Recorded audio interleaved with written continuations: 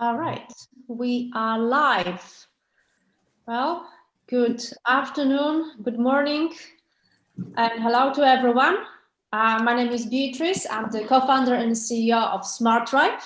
And today we have with us very two special guests, my friends. So I'm very, very happy. Veronika and Darren from Antler. Veronika, if you can introduce yourself to our Smart Tribe community. Hi everyone, so my name is Veronika. I'm the program director at Antler, one of the largest global early stage VC companies. Bea and Chris from Smart Tribe have gone through our program, and I had a pleasure of working with both of them very closely. So very excited to be here this afternoon. Thank you, Veronika. And Darren. And likewise, I'm Darren from Antler with Veronika. I'm program manager for the program here in the UK. So I had the pleasure, not quite the full extent of pleasure that Veronika had of working with Smart Tribe last year as I joined partway through the program. But nonetheless, it's really exciting to be here to talk to you guys today about entrepreneurship and maybe how Antler can help. Thank you so much. Well, it's not a coincidence indeed that I invite both of you, because Smart Tribe is a, offspring of the Antler first cohort in London. So we are, obviously it was for us very successful because I invite you here. So we were very happy. And we had amazing experience, and the help of both of you gave us, and indeed Veronika in particular you in the first part of the program was incredible. We wouldn't be here if not for you. So we are very grateful, and we are a proof that it works. So what is Antler? If I can very briefly tell our audience what you guys are about. So it's a global accelerator and VC, venture capital, which originated by a bunch of Norwegians in Singapore, ex-McKinsey, consultants, and over the past 2-3 years, it's spread all over the world, right? I think I can't remember how many locations right now Antler is, but I don't know, 20 or something, at least, if not more. Has about 50 startups in their portfolio and has a very interesting program. The first 6 weeks, it's an accelerator program where you acquire different founders. We're going through a program. And then after 6 weeks, we form, during this time, we form companies, work on our ideas, then go through the process of evaluation. And then Antler decides if they're investing in the companies or not. Well, we were fortunate to be invested in, you've trusted us. And then it's a second stage, a couple of months, when Antler team is preparing us to go in front of investors. So that's very briefly about Antler. And the reason why I invited you here, because we had so many requests from our Smart Tribe members who are very interested to become entrepreneurs. Many of them come from all over the world, from not just UK, Germany, Switzerland, South Africa, Bahrain, to California, literally. So there's been many questions.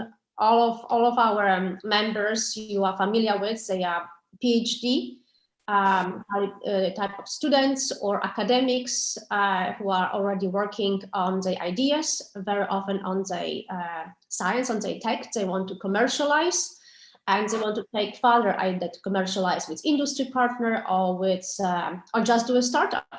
So we thought it would be very useful to talk about how to create a successful startup. What does it take to be a good founder? The difference between Antler and other accelerator programs is exactly the focus on a founder, on people, right? So my first question is, if I can start with you, Veronika, is so what does it take to be a good founder? Is a good founder or bad founder? What does it take? What kind of characteristics and skills it should have?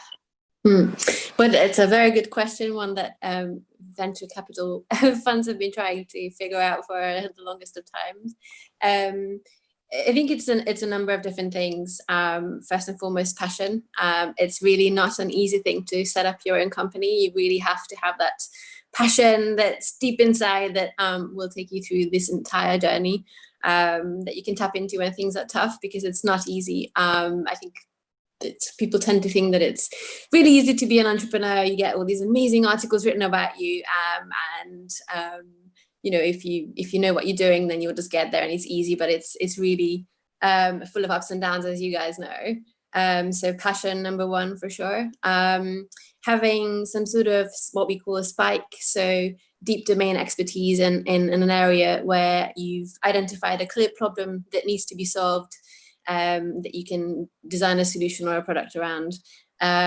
Resilience, which is something that people often talk about, because it is not easy, and there's going to be a lot of curveballs thrown at you.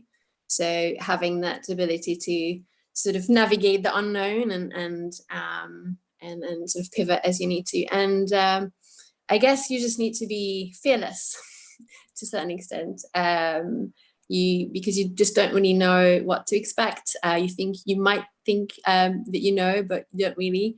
There's just always things happening that you weren't expecting, and you just have to sort of figure out a way to make it work. I guess the sort of current situation has thrown a lot of curveballs to a lot of companies these days, a lot of entrepreneurs, and the really good ones, the really successful ones, are able to sort of just make it work and figure out a new way forward. So those would be my main ones, but there's plenty more. I'm sure Darren has a few to add. So those are pretty much soft skills, character skills. I mean, I do admit when I joined the program, and I was a little bit arrogant, because I thought, well, you know, I've been working around for 20 years in the corporate world. I've been a consultant. I have advised companies and CEOs how to grow business. You know, what else I can learn? Oh my God, I had to learn a lot and a lot of new things. It's very, very different world, very different approach. It's constantly also changing, something which we thought 6 months ago. The tools, how to make things better, are changing constantly. But the question for Darren, apart from the soft skill Veronika mentioned, all founders need to have the business skills, because this is one of the consideration of many of our smart tribers, who are, most of them are scientists, and not all of them have the business skills. Yeah, I think Veronika kind of touches on a lot of the kind of, as you say, the soft skills, the kind of things that are going to really get you through the journey of being an entrepreneur, and the kind of things that you need to be aware of, like the fact that it's actually really hard.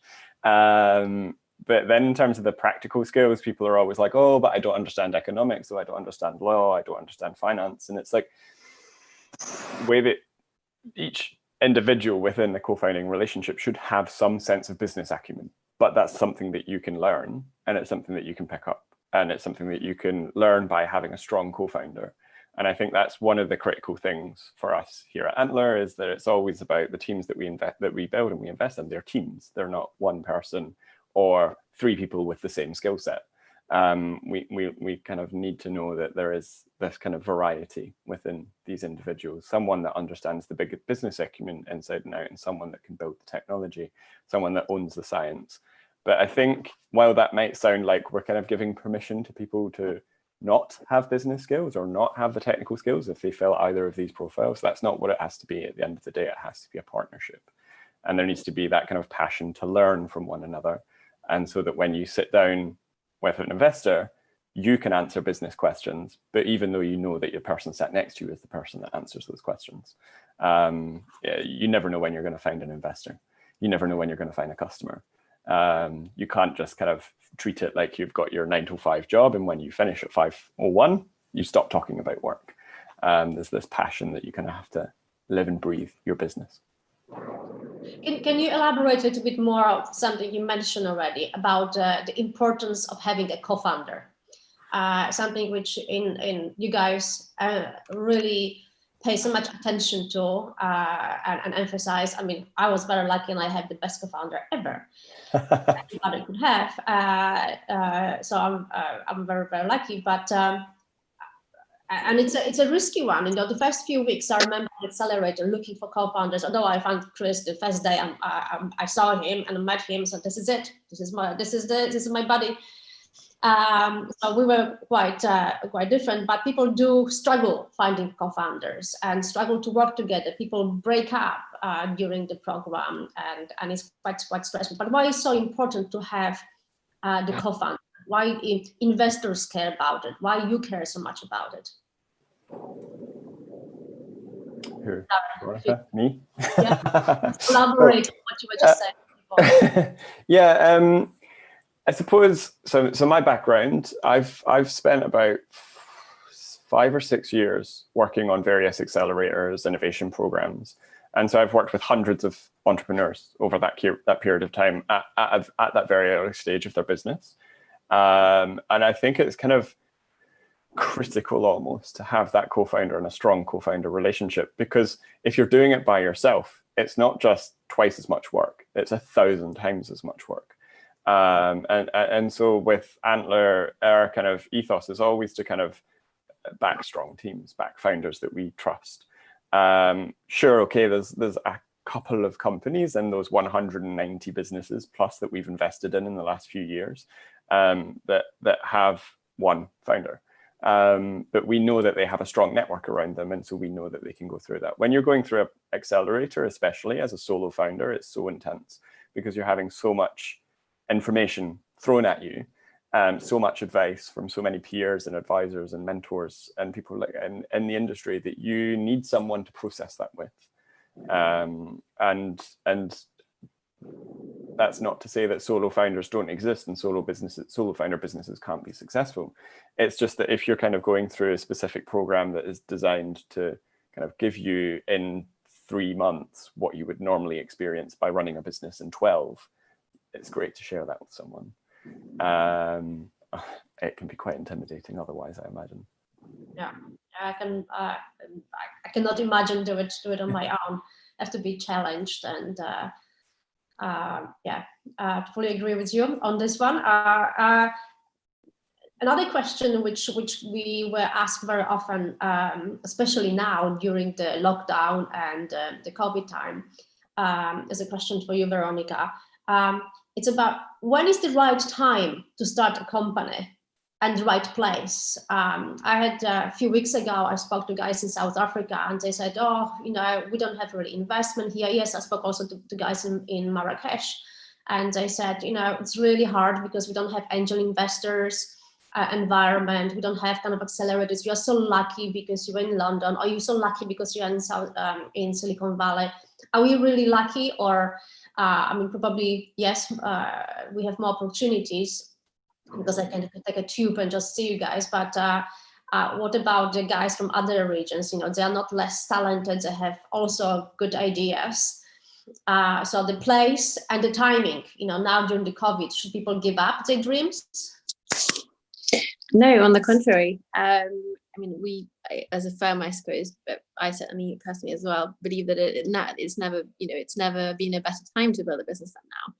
Some of the most successful businesses that you see today, some of these tech giants were built during times of crises.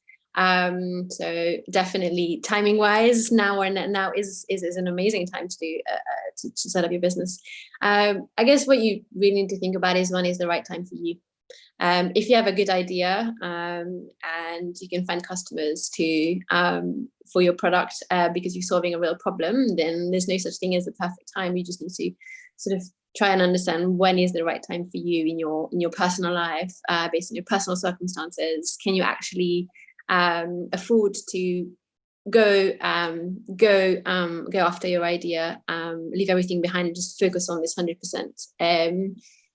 But in terms of the location, obviously London is a well-developed ecosystem, so there's a lot of support out there for entrepreneurs. There's a lot of investors, not just early stage, but all the way to sort of late stage investors, and it's a very active ecosystem. So we are, as I say, very lucky in London that we have that amazing network. But I guess especially with the sort of COVID crises, we've become a lot more used to working remotely, working online, doing a lot of these things online, and VCs have now, I guess, sort of as a plus that's come out of this whole situation, is that we've now become more comfortable with talking to people who are not necessarily based in the same city, looking at investments and entrepreneurs, talking to entrepreneurs who are not based where sort of investment teams are. And so that's hopefully going to actually create some more opportunities in the future. And just because someone's not based in London, that shouldn't sort of exclude them from being able to talk to investors. So yeah, it's now is an amazing time to go for it.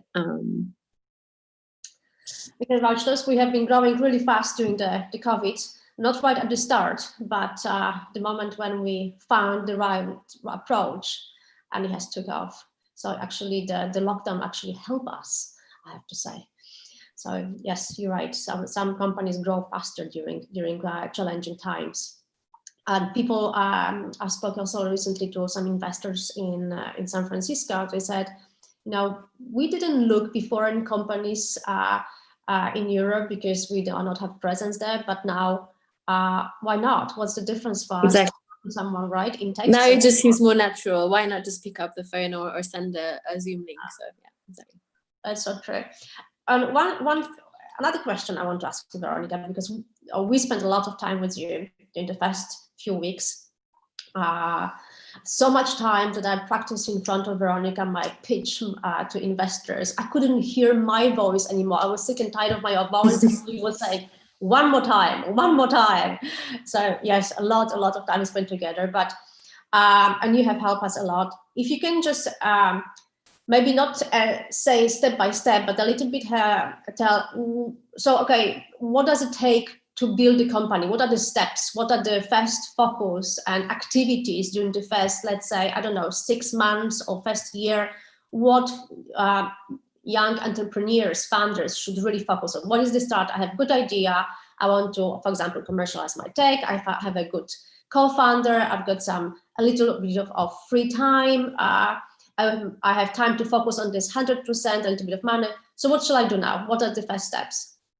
That's a tricky question, because I guess it will very much depend on what it is that you're trying to build, but and whether or not you do it sort of as a side hustle. So, you know, a lot of entrepreneurs start businesses while they're still in a full-time employment or while they're still in academia, start working on something, and then as soon as they get some sort of traction and try and get more validation for their idea, then they can go full-time.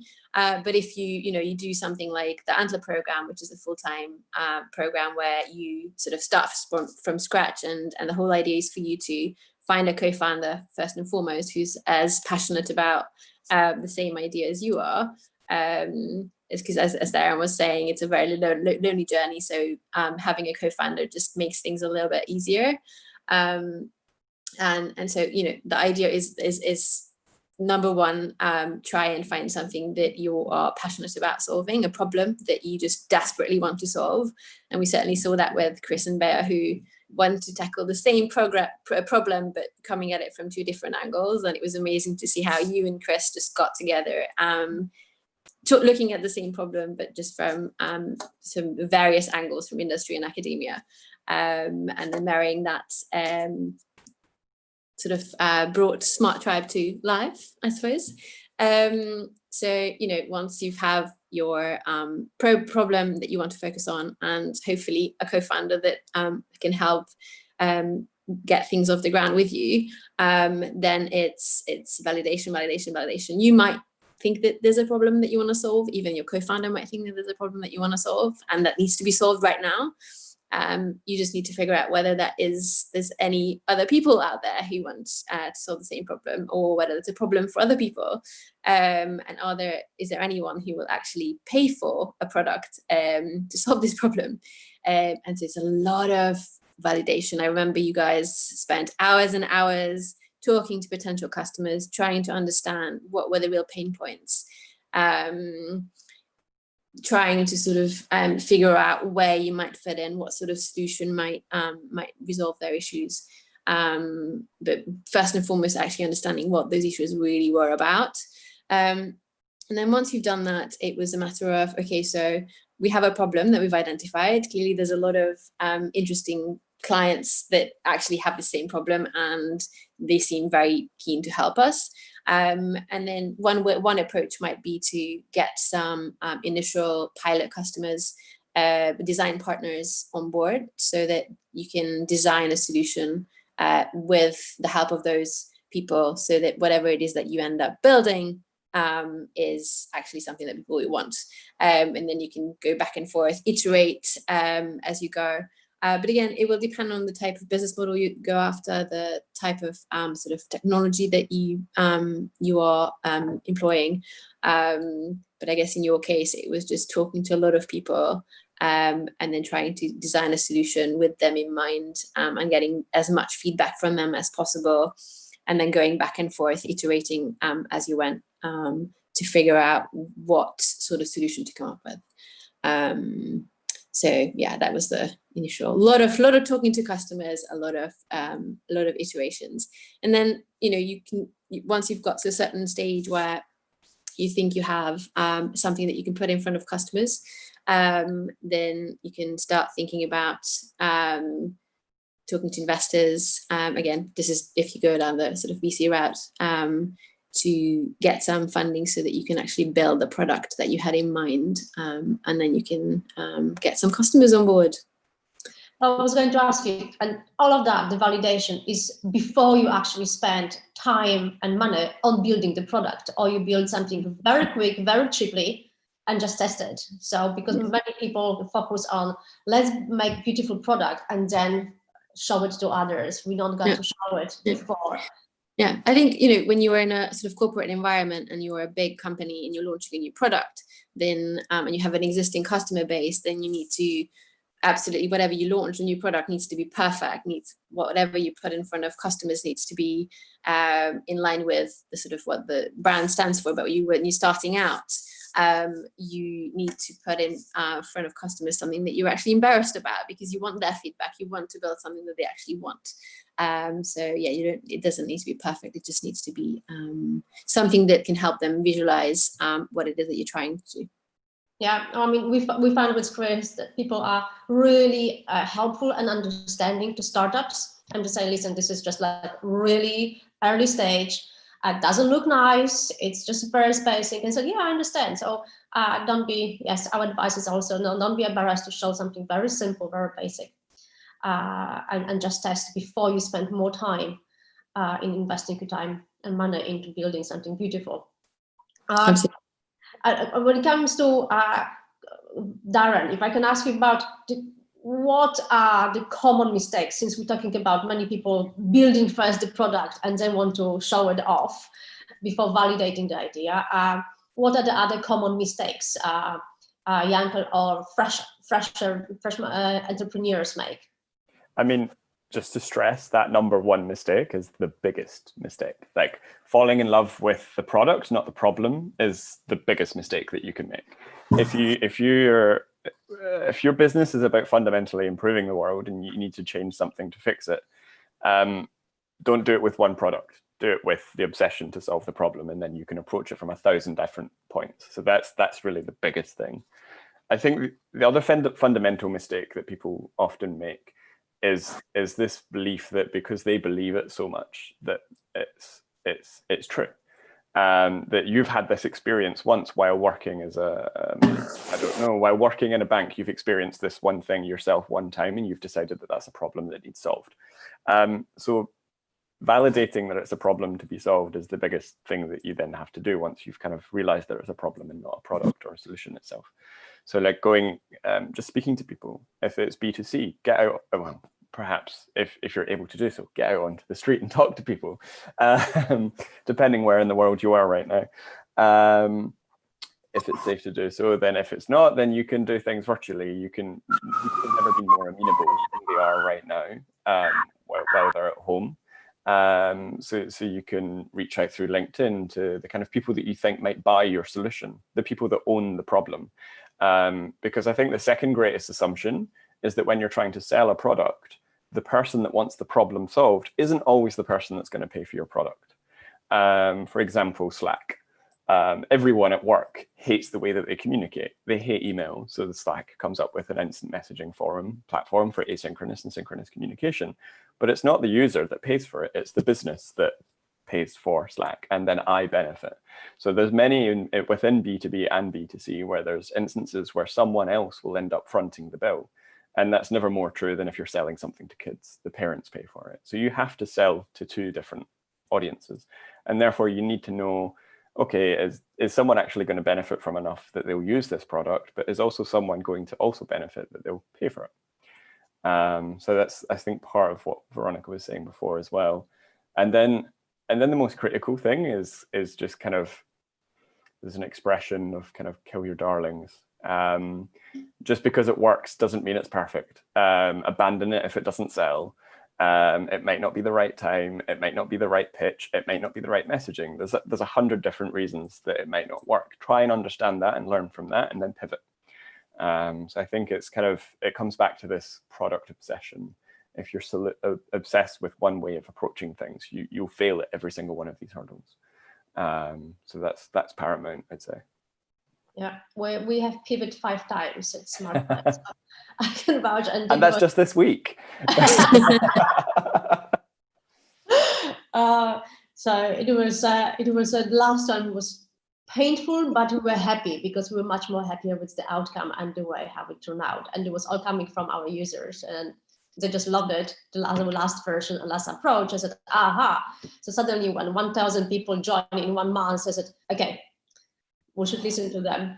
And literally, Chris had to delete everything else which was built before. I was crying inside, but had to be done. And we're much more happy. Definitely a painful process, but when you get that traction, when you see when people are telling you that people that you don't even know start saying, I love the product, it's amazing. You're like, oh my God, this is actually picking up. People are using this the way that I thought they would. That moment of validation is so powerful, but still in time that something might change, right? And you might come back to that situation of, oh, maybe we need to change that up. And you might lose some customers by changing it, but gain a whole new market as a result. Yeah. One thing certain in startups, always change. That's true. That's very true. We were not taking questions yet, but one question came to Veronika, which was on the back of what you were saying. Could you suggest or discuss some ways to validate your idea in market? So again, it will be for sort of will depend on what it is that you're trying to build. But it's trying to understand whether what you have in mind is something that people will pay for, that people will actually make use of. So as you were saying, Bear, just build something that is really scruffy, but helps people understand what it is that you're trying to do. Put it in front of customers and get as much feedback as you can. It's all about feedback. Whether it's through surveys, focus groups, as Darren said, talking to people on the streets, sort of government guidelines permitting, getting on the phone, getting on video, Zoom, just trying to get as much feedback from as many different groups of people as you can, so that you can understand how to sort of change and iterate your product based on the feedback that you receive. It's all about feedback. That's true, and I think it will be very, very good for our audience, because in academia you thrive on feedback. Yeah. So it's in line with the thing. I remember we have validated our idea that indeed other people care about the same problem, connecting industry and academia. I can't remember what was it, but we have conducted 75 interviews with 75 companies just before we even started anything. We said, oh, okay, so this is problem for many other people. And then there are a lot of tools, can't remember all of them, GitHub, all kind of tools where you can just throw your ideas and really pay a few dollars. And then you have like samples of surveys and people tell you, I understand this or I don't understand.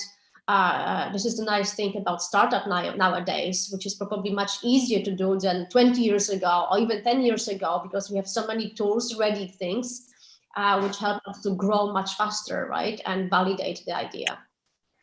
If I can just add to that as well, I think like that that kind of point of it's never been easier to start a business is absolutely true. The friction is at the lowest it's ever been. But I think when you're trying to validate an idea, and if by idea you mean a product or a solution, then there's this great GIF that comes to mind at the moment where it's like you're looking the inside of a ticket machine at a train station, and there's someone, and someone getting through the ticket gate puts the ticket in. There's someone inside the machine passing the ticket from inspecting it and then passing it to someone else who puts it out at the other end of the machine. And it's just literally do that with your business. Like fake everything until you can afford to make it. When you've eliminated all risk, you've kind of validated all hypotheses, then you know that you can start to build the full product. Take the tiniest slice, the thing that's novel about what you're trying to build, whether it's the technology or the process of the service, and fake it. Use no-code tools that exist like Airtable and Zapier and plug them together so that everything kind of flows. And from the user's perspective, everything works flawlessly. But from the background, it's held together with masking tape and bits of string. Just ensure that you're getting as much positivity from your users and your potential customers before you decide to commit to anything. You'll also make your investors very happy if you're not spending thousands of pounds building something and then finding it doesn't work. That's my next question. Is when actually investors decide to invest in a company, and also we have the levels, right? The early stage investors, the later stage when you have some traction, validation. We have so many people asking us when we can talk to the VCs, and I say, oh, you have the only idea. It's not the type of investors you should be talking to. I'm talking to my own experience because we went for angel investors to start with, and so on. But Veronika, question to you. When investors decide to invest in a company, in a startup? I guess if you're talking very early stage, so where there's just 2 or 3 people with a PowerPoint and an idea, it's all about the team. Yes, the idea needs to make sense and it needs to solve a real problem that people will, that is a massive problem for a lot of people, or a problem that a few people experience, but a lot of times. And, you know, that's sort of a given, and it has to have big enough potential for it to become a big enough company, but it's ultimately all about the team. It's all about relationships. So when you think about raising money from your investors, it's very much based on personal relationships. You're going to be working with those investors a lot, so you need to get on well. And they need to believe in you. They need to believe in you as individuals. They need to believe in you as a team, and they need to believe in your vision. Because whatever it is that you end up pitching to investors will ultimately change based on the feedback that you get from your customers. You'll have to pivot, as you guys know all too well.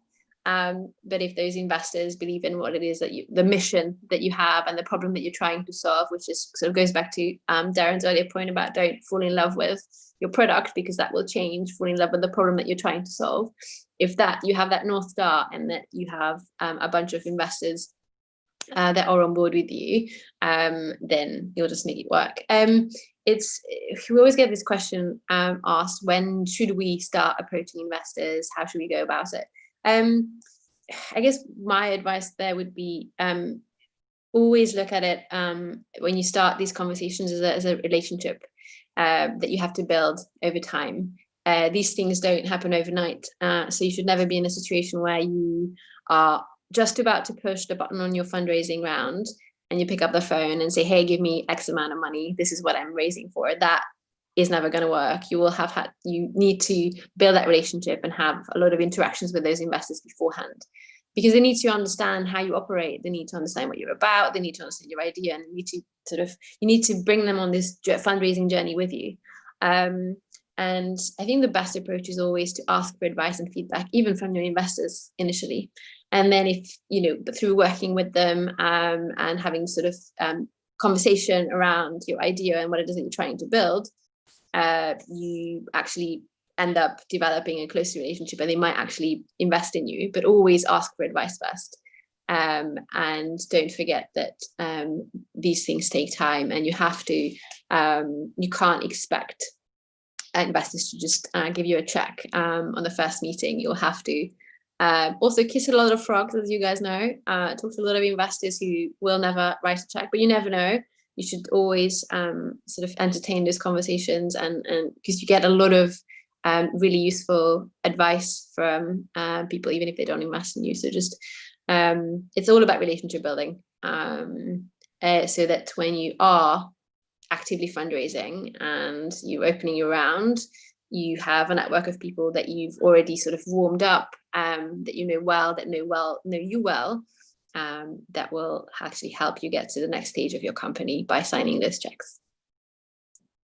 I just want to say to our audience that we are open for questions. So if you have any questions, you are very welcome to post them. And Sonia, who is behind the scenes, she's showing to us. But before I start reading them, one more question from me. It's about startups focusing on a deep tech. Those type of companies usually require more time, more patience, especially in the life science, or maybe I'm wrong. What is your experience? You know, deep tech, it's more, is it more difficult and challenging for entrepreneurs with ideas coming from scientific research, with the new technologies, which are more probably investment heavy, rather than quick mobile app? What is your experience, both of you? If you can start, and maybe Darren can add on.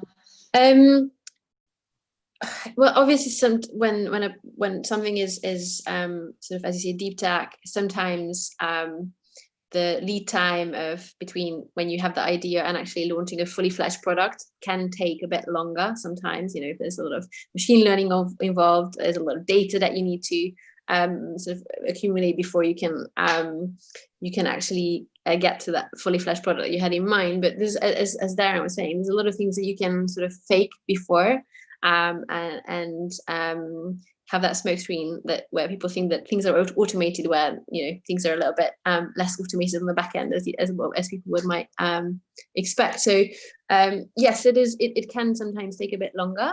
But it's all about sort of that vision that you have in mind, and trying to figure out the intermediate steps that will get you there to that fully automated, fully sort of deep tech product. But investors will understand, your customers will understand that, you know, sometimes from a tech perspective, some of these sort of deep tech products can take a bit longer to develop. Because there's just an added level of sophistication under the hood, but, you know, customers and investors will understand. Thank you, Darren. Is there anything you experienced with companies with focusing on a deep tech or coming from scientific research? Yeah, definitely, and I think it's kind of maybe worth just doing a bit of kind of what else goes on in the world, not just in the deep tech perspective, but like if you look at Uber, if you look at Airbnb, if you look at these kind of, a lot of the world likes to think of them as startups. They're absolutely not now startups. They're huge corporations, but they've demanded billions in capital before they've started to generate any profits, and they're not deep tech. So the capital is there if you can promise that one day you'll flick on this magic switch and start making profits. I think, though, that's a larger comment about venture capital's obsession with growth over the last few years rather than profit. And then when it does come to deep tech, it absolutely depends on the business.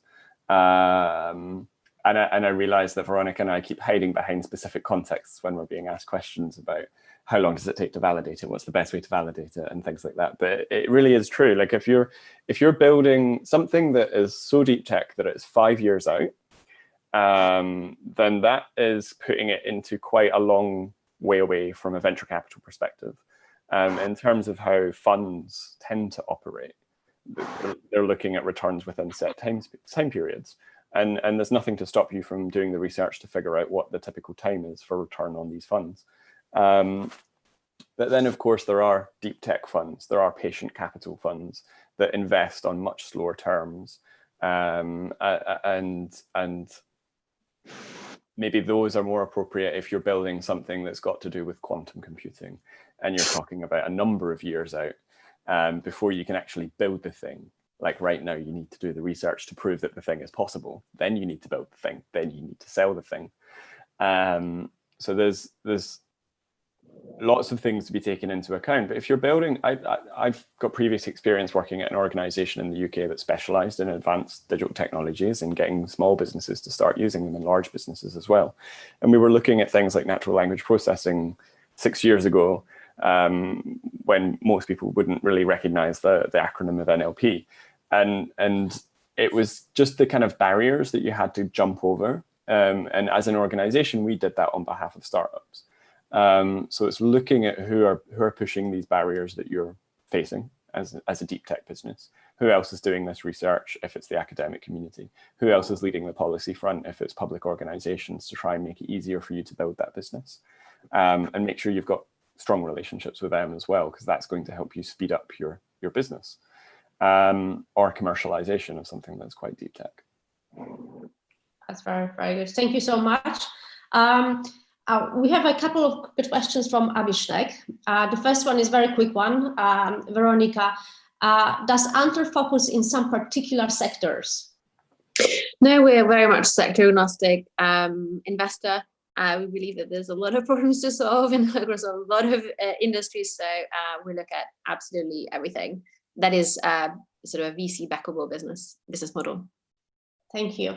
Darren, one more question came out. It's, if we are in academia, should we complete our programs and start something, or we should start when we see the opportunity? Let's see how many lecturers I get in trouble with. I would just say start. If you're doing your kind of PhD, that PhD is going to help your business if you're the doctor in that subject. Because unfortunately, a lot of investment decisions are made on initially quite shallow things, like the credibility of the team by their experience. And that experience is judged by accolades. It was only when you have that meaningful relationship that Veronika suggests, where someone is actually like, okay, no, this person has been building this for 6 years. They know this field inside out. That the kind of, it goes much deeper, I suppose, than a shallow accolade. But start now. Don't just sit and wait 4 years doing your subject and then get to the end of it and be like, damn it, someone beat me to it. Because it's going to happen. Someone else will do it. And first mover advantage is a godsend. If you can be the first person to build something, the market's yours, until someone else builds it. And I think it actually kind of teeters a lot to do with intellectual property as well. And this is a beast to talk about when you've got people tuned in from all different territories, because every territory has different IP laws and regulations. But in each territory, like in the UK, you'll have an office that you can turn to for advice. In the UK, you've got the Intellectual Property Office, which is a free service for anyone to go and speak to and find out about their rights, about something they've developed. And if you've developed something through academic research, it's more than likely the institution that has funded you is liable to some of that IP.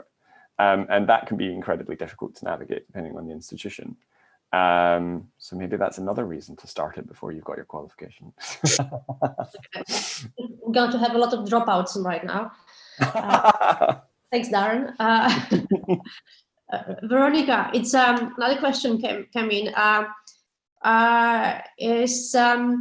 Can you tell a little bit about the legal side of building a startup? In particular, what Anther can help with that aspect?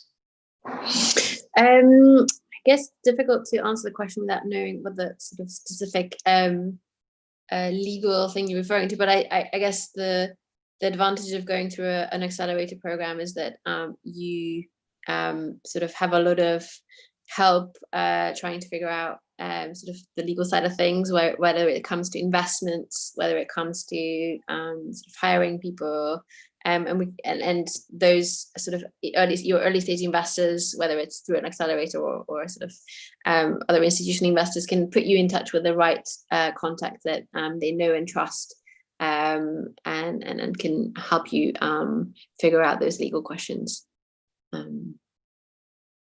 We got a lot of, just gonna say, a lot of support with from you guys. I remember you have introduced us to different firms and support as well.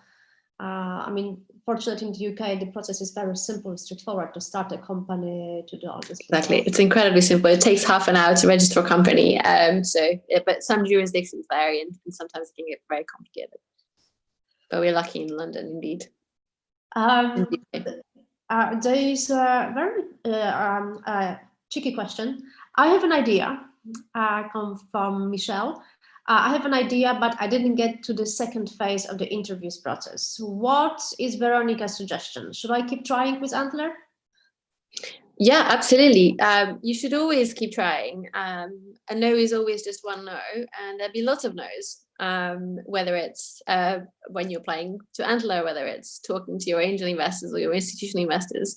If you believe in what you're building, if you believe that there is a problem to solve, you should never take no for a no is a no. Obviously, that there might come a time down the line when all you get is no's, then maybe you should think about sort of pivoting and looking at something else. But you shouldn't give up, and there will be lots of yeses along the way, I'm sure. Yes, the one of the points you mentioned right at the start was resilience. Exactly. It's something, yeah, I thought it's a good training before you become an entrepreneur to do some sales, to go do a sales job, because you get a lot of no's, yeah. Right, a lot of resilience. You have to have a lot of resilience, because the no's are coming constantly from the customers, from the investors, from partners. Constantly no. And you just have to be focused and just go for it. That's right. Exactly. If there is a question also, if you can discuss Anther program as a founder in 6 months. I'm not so sure if we fully understand the question. Should we guess that means what the experience is in those 6 months? Yeah. What? If I'll start answering, and then if I'm wrong, Abhishek, you can tell me. So I suppose when on day one, if you apply to Antler UK and it's Veronika or myself that stands up on day one of the first things we'll say to you is forget your ideas. And it harps back to this mentality of being obsessed with problems and solving them. And in the first couple of weeks of the program, it becomes so much about introspection, so much about why am I doing this? What's my motivation? What's the thing that's going to satisfy me? What are my values? And that's a lot of that comes from the Antler program, us pushing you in that direction so that when you start speaking to other people and your co-founders, you have this understanding of self. And you know who you will and will not be able to work with. And I suppose if you kind of continue down that route, you then start to find the co-founder that there's this kind of inverted triangle of priorities that we talk about. So things that should overlap and things that shouldn't overlap. So things that should overlap are things like chemistry, work ethic, values, these kind of things. Things that shouldn't overlap are your hard skills, your practical skill set, and then somewhere in between is your domain expertise and things like this. Then when you go through to kind of maybe find one perfect pairing, and then you decide you're not perfect after a couple of weeks, you might track back into the program and break up that relationship, so to speak, and then find another relationship that you'll work in as co-founders. I know that Bea and Chris, you're the anomaly. You guys met up very early on in the program and stuck together throughout, and here we are still almost a year later, which is phenomenal, but not unheard of across the Antler locations. So it's really great to see that the program builds those meaningful co-founder relationships. But then at the investment committee, Antler makes the kind of decision based on so 2 months in, there's the investment committee where Antler decides to invest in the businesses that are generated on the program or not. And those investments and decisions are made on kind of scalability of the business. Is it suitable for venture capital? The founder fit, are these the right people to be building this business for this problem, for this market, etc. And the product fit, is this the product that people need that's going to fix this problem? Obviously, that last one is kind of taken with a pinch of salt because we expect you to pivot. So it's also the flexibility that you have that in terms of competition and things like that. Then the final stages of the program, it's all about, for those last 4 months, it's about your fundraising strategy, building your MVP, getting your first signs of traction, whatever that is relevant to your business. Yeah, and so we often say being an entrepreneur, a founder, it's a roller coaster journey. And we were saying this so many times during the program, and actually a few weeks or months later, I really understood what we were saying. Because you have to really go through it. We have I think time for 1 or 2 questions, if that's okay. I am a PhD student and I have an idea, but has nothing to do with my research. Would investors still consider my experience while deciding to invest? So not his expertise, but something different. That's a good question. I guess you have to look at it from an investor's perspective. I have in front of me a team of 1 or 2, 2 or 3 people, and all I have to go on is their background and what I get from the conversations that I have with those people. Because there's no product yet, there's nothing I can due diligence, there's no clients yet, so I can't ask potential clients the existing clients what this thing is all about. So it's all about the idea at this stage. So as an investor, do I trust that you are the right person to be working on this?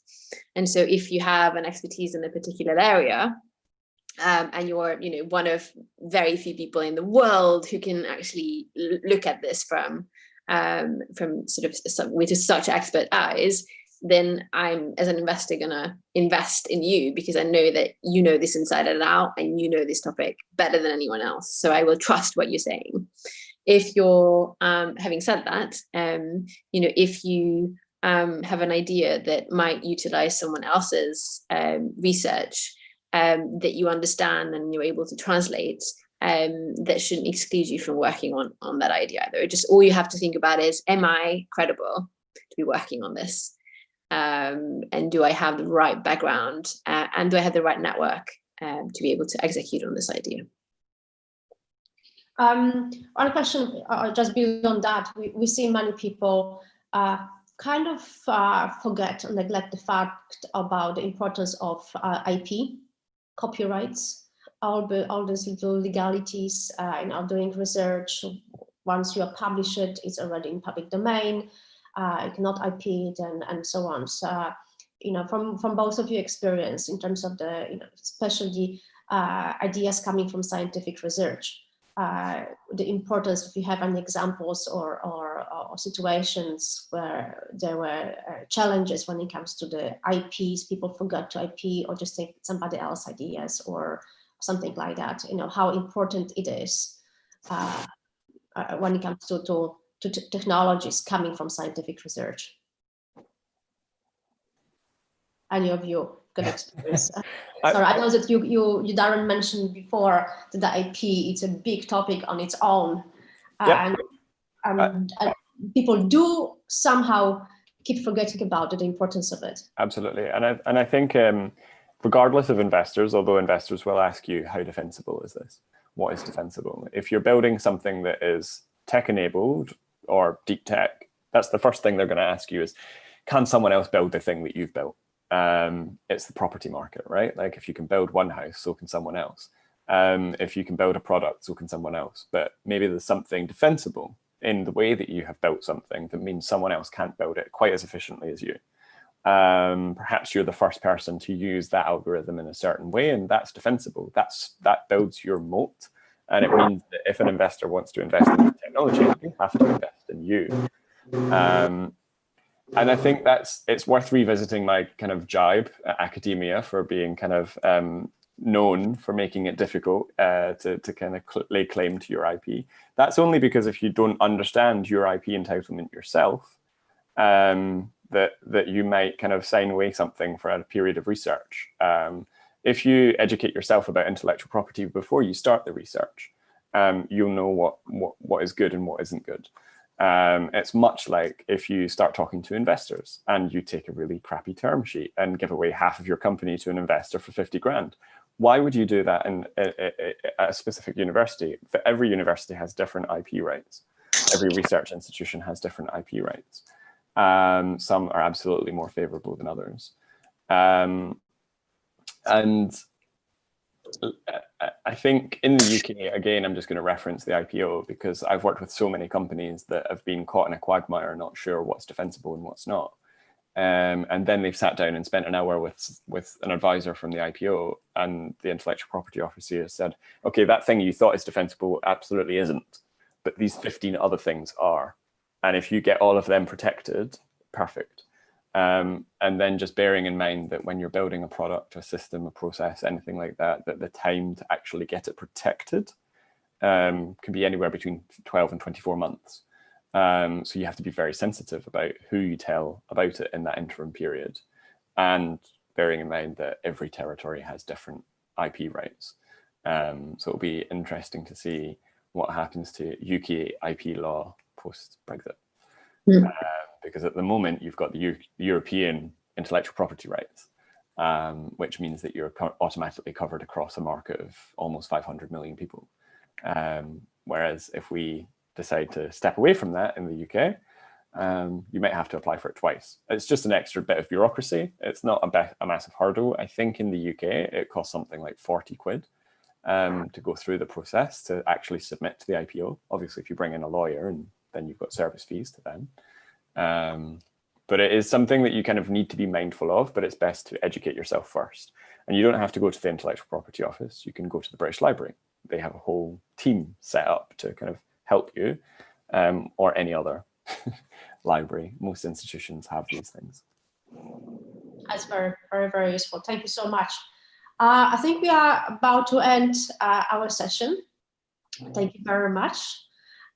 So be passionate, be resilient, focus on solving the problem and validate before you actually build the product. Just to summarizing our chat. Anther is all over the world. If there are any follow-up questions, I'm sure you guys can be sent over to you. Yep, absolutely. Absolutely. Here in London or anywhere else. And thank you so much. If there are any questions, please send it to us, to Smart Tribe, and we will talk again with Veronika and Darren. Thank you so much. Thank you. Thank you for having us. Thank you, guys. Bye.